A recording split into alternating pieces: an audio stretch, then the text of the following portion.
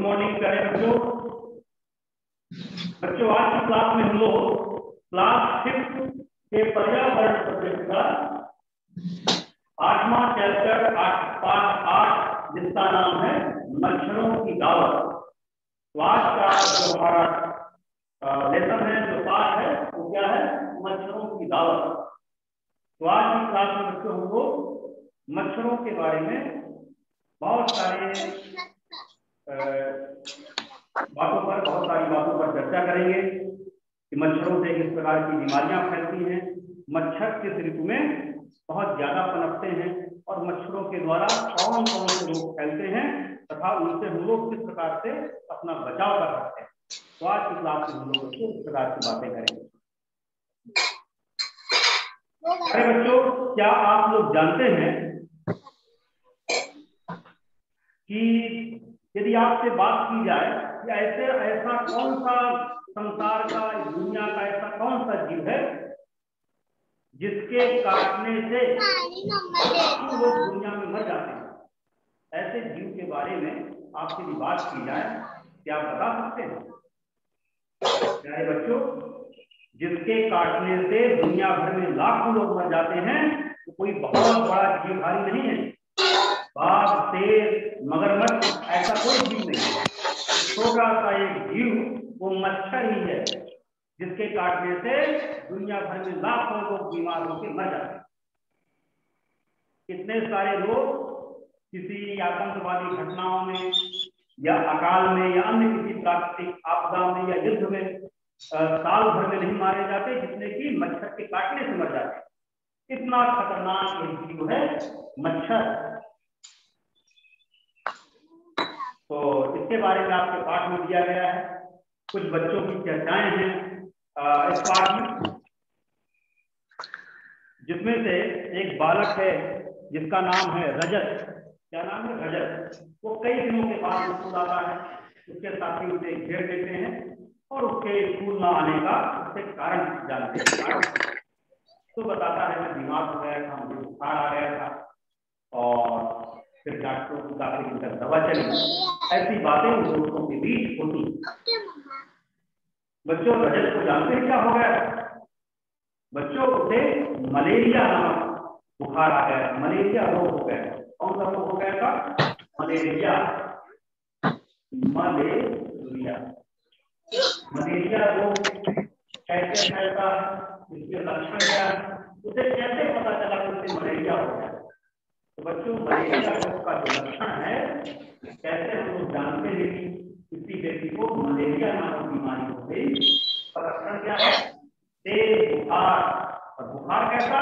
ठंड देखकर कंपकपी के साथ बदन दर्द, सर दर्द और उल्टी भी हो सकती है। इतना खतरनाक यह रोग है मलेरिया। इसके लक्षण क्या है? कंपकपी, कंपकपी के साथ तेज बुखार, और क्या? सर दर्द, सर भी दर्द करता, बदन दर्द, उल्टी भी हो सकती है रोगी को, उल्टी। तो यदि किसी व्यक्ति में इस प्रकार के लक्षण पाए जाते हैं तो उसे मलेरिया हो सकता है। इसकी अभी पुष्टि नहीं हुई है कि उसे मलेरिया ही है, उसे मलेरिया हो सकता है। जब ऐसे लक्षण वाला कोई व्यक्ति हॉस्पिटल पहुंचता है, डॉक्टर के पास पहुंचता है, डॉक्टर उसकी जो समस्याएं हैं वो उससे सुनता है और उसके लक्षणों के बारे में चर्चा करता है और उस व्यक्ति को, रोगी को मलेरिया रोग है या नहीं, इसका पता लगाने के लिए डॉक्टर क्या बोलते हैं? ब्लड टेस्ट कराइए, यानी खून का परीक्षण कराना है। और आपके परिवार में, आपके घर में हो सकता है आपको भी कई बार ब्लड टेस्ट कराना पड़ा हो बच्चों, है ना? खून का परीक्षण कराना पड़ा। तो डॉक्टर क्या बोलेंगे? रक्त परीक्षण कराना है ना? ब्लड टेस्ट,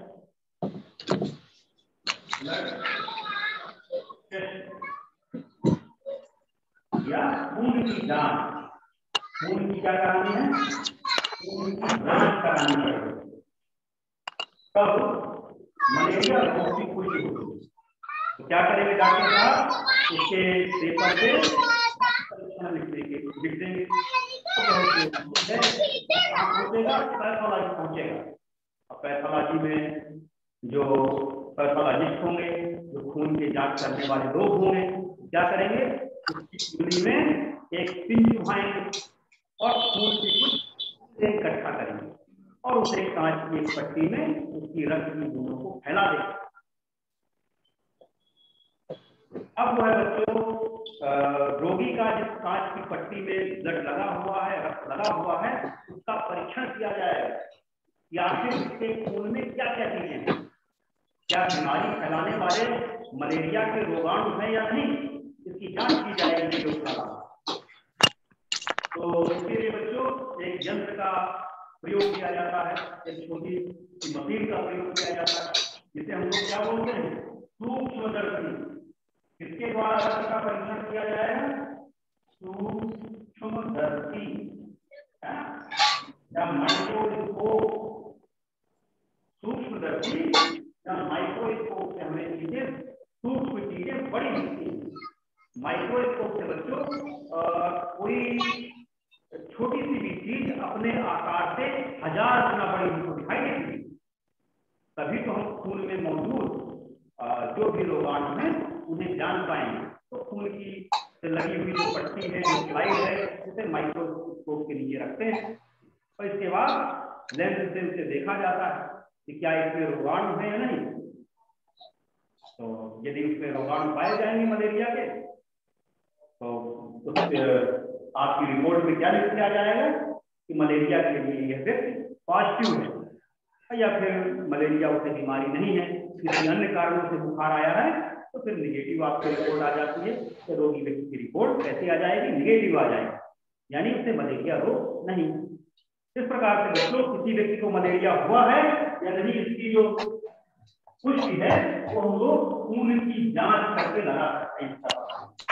तो डॉक्टर भी ऐसा करते हैं, उनके पास जब भी कोई ऐसा व्यक्ति जाता है तो रक्त परीक्षण उसका करवाते हैं, उसकी रिपोर्ट आने के पश्चात यदि मलेरिया है तो मलेरिया वाली दवा, यदि मलेरिया नहीं है तो सामान्य बुखार वाली दवाएं डॉक्टर उस व्यक्ति को लिखते हैं। बच्चों मलेरिया रोग बहुत पुराना रोग है। पुराने समय में जो इसकी दवा तैयार की जाती थी, जानते हैं किससे तैयार की जाती थी, एक विशेष प्रकार के वृक्ष की छाल से इसकी दवा बनाई जाती थी। उस पेड़ का नाम है सिनकोना। किससे दवा बनाई जाती थी, सिनकोना नामक पेड़ की सिनकोना की छाल।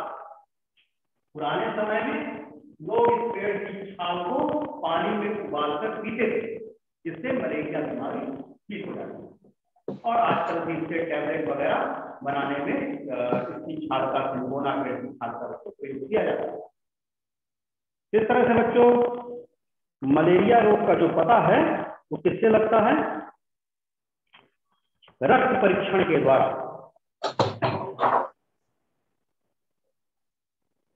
मलेरिया रोग कैसे फैलता है, किसके द्वारा फैलता है, तो बच्चों किसके द्वारा फैलता है, यह फैलता है मलेरिया मच्छरों के द्वारा। लेकिन सभी प्रकार के मच्छर मलेरिया रोग तो नहीं फैलाते, कुछ विशेष प्रकार के मच्छर ही मलेरिया रोग फैलाते हैं। मलेरिया रोग जो फैलाने वाला मच्छर है उसका क्या नाम है, उसका नाम है मादा एनाफिलिस। क्या नाम है, मादा एनाफिलिस मच्छर, मादा एनाफिलिस, मादा एनाफिलिस। इस मच्छर के काटने से हमें मलेरिया नामक बीमारी हो जाती है, मलेरिया रोग होता है।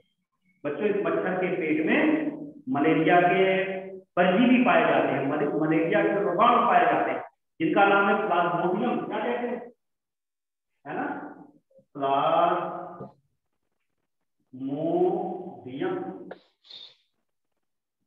प्लाज्मोडियम मच्छर के पेट में पाए जाते हैं। और मच्छर जब जिसके पेट में मलेरिया के रोगाणु हैं वह मच्छर जब किसी स्वस्थ व्यक्ति को काटता है, अपना डंक है ना, जब स्वस्थ व्यक्ति की चमड़ी में प्रवेश कराता है, तो उसकी लार के साथ मलेरिया के जो रोगाणु हैं वह भी स्वस्थ व्यक्ति के शरीर में पहुंच जाते हैं और अपनी संख्या बढ़ाकर स्वस्थ व्यक्ति को बीमार कर देते हैं, मलेरिया से ग्रसित कर देते हैं।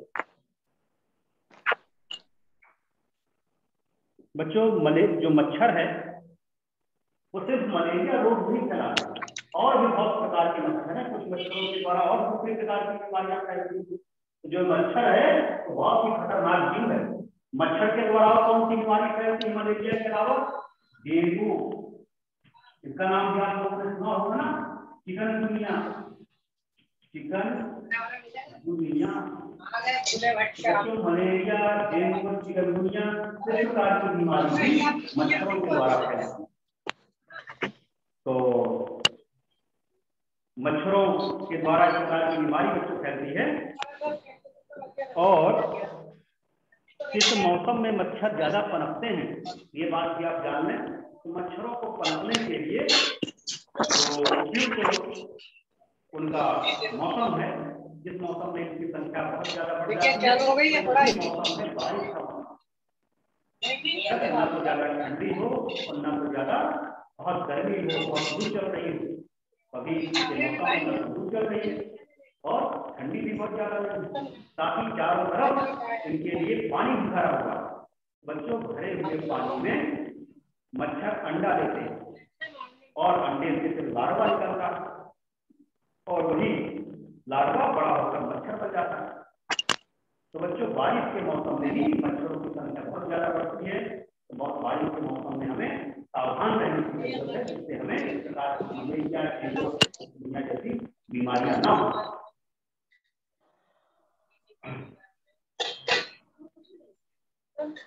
बच्चों, आगे बात की जा रही है आपकी बुक में अनीमिया के बारे में। इसके बारे में अनीमिया के बारे में बात की जा रही है।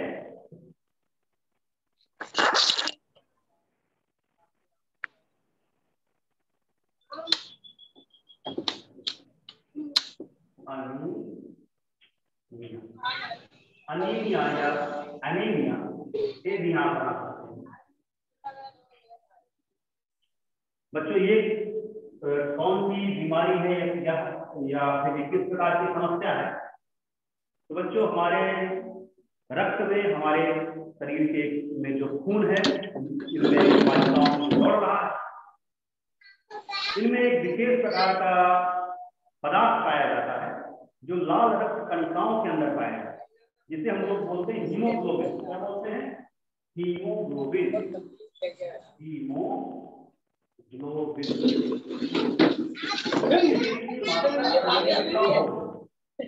तो फिर कौन सी बीमारी हो जाएगी? उसको हम लोग कहेंगे अनीमिया की बीमारी। यदि शरीर में एनीमिया की बीमारी हो गई है, क्या होगा? उस व्यक्ति को बहुत सारी समस्याओं का सामना करना पड़ सकता है। कमजोरी का भी अनुभव होगा, साथ ही उसे चक्कर जैसे भी आएंगे और उसकी आंखों में पीलापन आ जाएगा और नाखून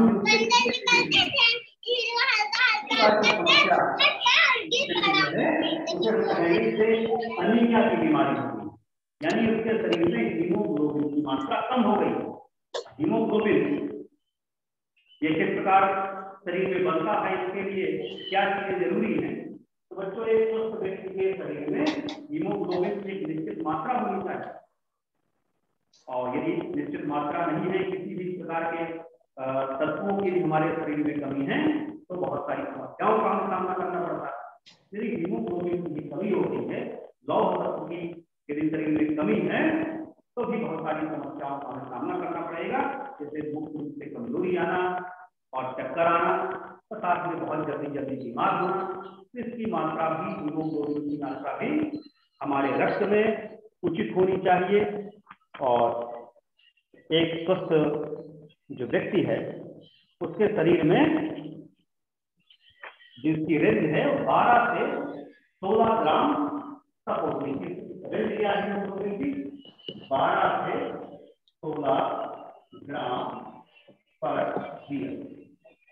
यदि आप कभी रक्त परीक्षण कराए हैं तो जब रिपोर्ट आती है खून टेस्ट के बाद परीक्षण के पश्चात तो इसी तरह से दिख कर आता है आपके अंदर जो हीमोग्लोबिन की मात्रा है 12 ग्राम है या 13 ग्राम है या 16 ग्राम है तो स्वस्थ व्यक्ति है उसमें कम से कम 12 से 16 ग्राम हीमोग्लोबिन की मात्रा होनी चाहिए। यदि इससे कम है तो वह व्यक्ति स्वस्थ नहीं है और उसे और बहुत सारी समस्याएं हो सकती है। तो बच्चों हीमोग्लोबिन की मात्रा हमारे शरीर में सही अनुपात में बनी रहे इसके लिए क्या करना पड़ेगा? इसके लिए बच्चों आपको ऐसे पदार्थों का सेवन करना पड़ेगा जिसमें पर्याप्त मात्रा में क्या हो, लौह पदार्थ हो, लौह तत्व हो। तो लौह पदार्थ किन चीजों में बच्चों पाया जाता है? तो लौह पदार्थ यदि कोई व्यक्ति बीमार हो गया, उसके शरीर में खून की कमी हो गई तो डॉक्टर उसे क्या चीजें खाने की सलाह देते हैं? तो क्या खाने की सलाह देते हैं? अनार, है ना, अनार खाना है, चुकंदर खाना है, हरी सब्जियां, पालक, मेथी, बथुआ, इसके साथ साथ चना, गुड़, किशमिश, दालें, इस प्रकार की चीजें खाने की डॉक्टर सलाह देते हैं जिससे उसके शरीर में, रोगी व्यक्ति के शरीर में सही मात्रा में, सही अनुपात में हीमोग्लोबिन बन सके, हीमोग्लोबिन की मात्रा सही हो सके। तो हमें भी यदि अपने शरीर में सही मात्रा में हीमोग्लोबिन चाहिए तो हरी सब्जियां बच्चों खानी पड़ेगी और साथ में अनार, चुकंदर और चने जैसी चीजें भी हम लोग खाकर इसकी लौह तत्व की अपने शरीर में पूर्ति कर सकते हैं। चलिए आगे बढ़ते हैं। आगे बच्चों आपकी बुक में बात की जा रही है कि मच्छरों से आप कैसे बच सकते हैं। तो मच्छरों से बचने के क्या उपाय है? बच्चों मच्छरों से बचने का जो उपाय है सबसे पहले तो अपने आसपास साफ सफाई, अपने घर में ही नहीं अपने आस पड़ोस को साफ रखना बहुत जरूरी है। आप अपने घर को खूब चमका लिए, खूब साफ सुथरा कर लिए, है ना, अच्छा अच्छा भोजन कर लिए, खूब अच्छा पौष्टिक आहार कर लिए, लेकिन इसके बावजूद भी आप बीमार हो सकते हैं कि आपने अपना आस पड़ोस गंदा कर सकते, क्योंकि मच्छर गंदगी में ही पैदा होता है और बाहर मच्छर पर आपके आस पड़ोस में मच्छर बनतेंगे, पैदा होंगे तो आपका घर कितना भी साफ सुथरा रहे, आप कितने भी हस्त हो जाए, बाहर से उड़ता हुआ मच्छर आएगा, बनाता हुआ और आपने आपको काटा, चढ़ाई दुखा। तो बच्चों घर अपना घर का साफ रखने से काम चलने वाला नहीं है, तो हमें अपने आस पड़ोस को भी साफ रखना पड़ेगा, तभी हम लोग और तो इसके लिए आस पड़ोस को साफ रखने से बारिश के मौसम में हमें ध्यान देने की जरूरत है कि आस पड़ोस में कहीं हमारे जल भराव न होने पाए, कहीं पानी न भरने पाए। यदि कहीं पानी भरा हुआ है, मान लीजिए आपके आसपास कोई छोटा सा तालाब है या कोई टैंक है, तो उसमें भरे हुए पानी में भी करना पड़ते हैं। इसके लिए बहुत सारे उपाय, जैसे बच्चों ऐसी मछलियां जो मच्छर के अंडों को खा जाती हैं, मच्छर के बच्चों को खा जाती हैं, मच्छर के लार्वा को खा जाती हैं। एक मछली का नाम है गंबूसिया मछली।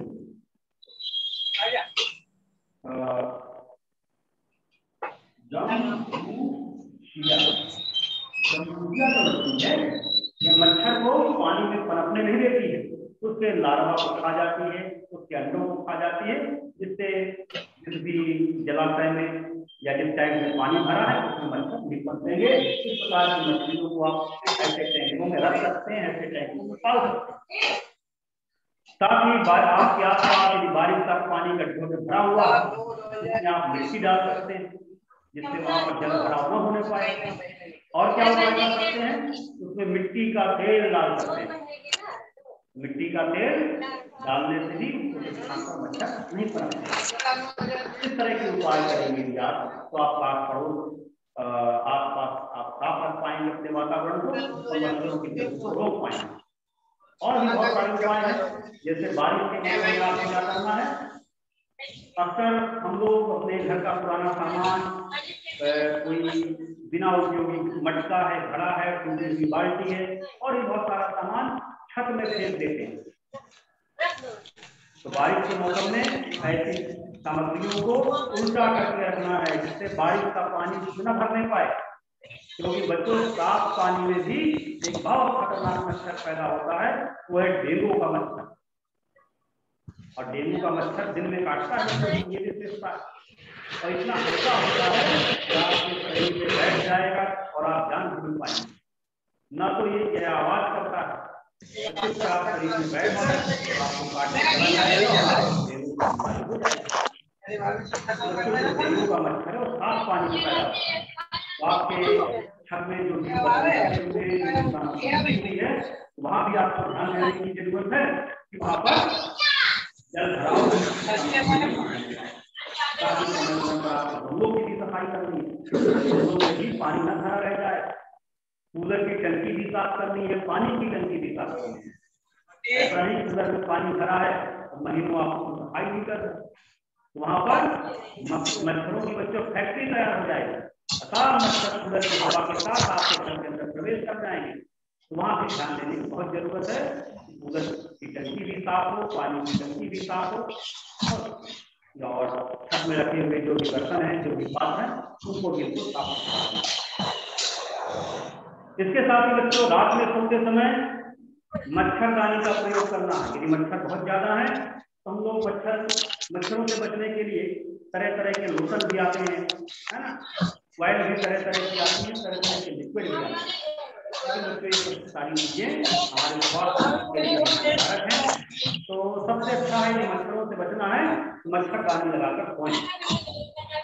उसमें क्या है, किसी प्रकार का जो रासायनिक ऑयल का जो धुआं है वो आपकी नाक से फेफड़े में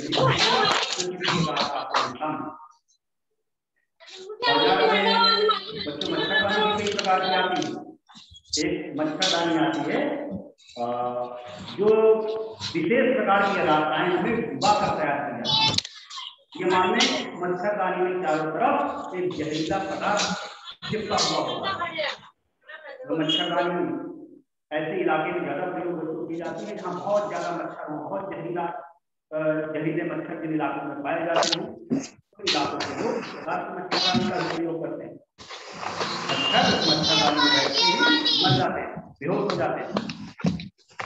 तो मच्छरदानी भी हम बच्चों को लगा के हानिकारक धुएं से साथ ही मच्छरों से बचने का और भी बहुत सारे उपाय हैं कि हम घर के कहीं बाहर जाएं, हमें अपने शरीर में कड़वा तेल लगा कर रखना चाहिए, जैसे सरसों का तेल या अन्य नीम मिला हुआ तेल। इस प्रकार की चीजों का यदि प्रयोग करेंगे तो मच्छर हमारे शरीर में कम बैठेंगे, हमें नुकसान हो सकता है। फुल बाम वाले कपड़े पहनना है, फुल पैंट फुल शर्ट पहन के ऐसी जगह में खेलने जाना है। बारिश के मौसम में ऐसी जगह में पार्कों में यदि जाए ना तो फुल आस्तीन के कपड़े पहन के जाए, इससे मच्छरों से बच सकते। तो इस प्रकार के लिए हम उपायों को अपनाएंगे, बीमारियों से भी बच सकते।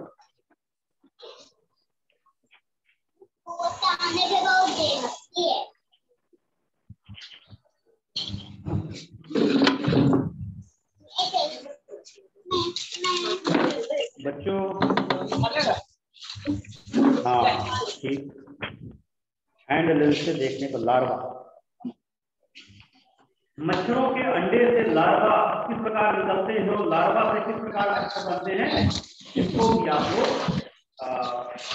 अपनी आंखों से भी देख सकते हैं।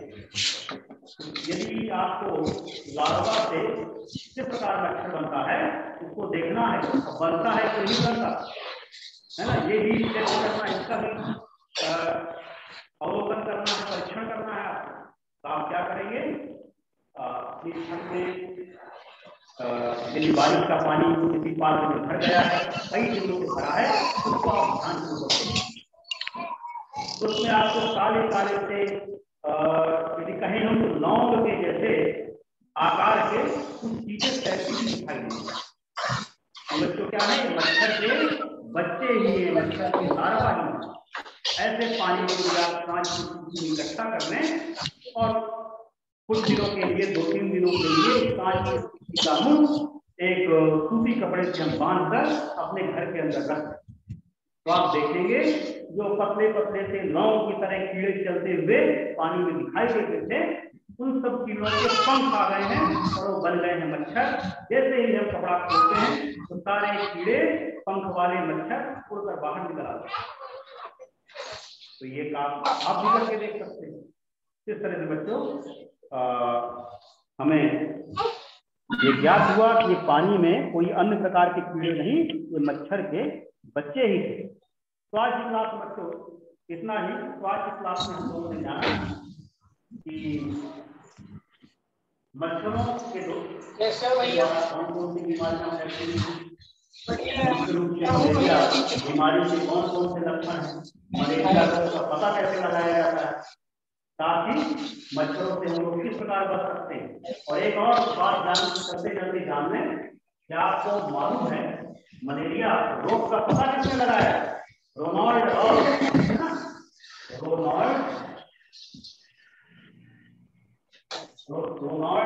ने मलेरिया बीमारी की खोज की, मलेरिया का पता लगाया। इस तरह से तो आज की क्लास में इतना ही। अगले दिन हम लोग नया टॉपिक लेके आएंगे। कितना दे रहा है?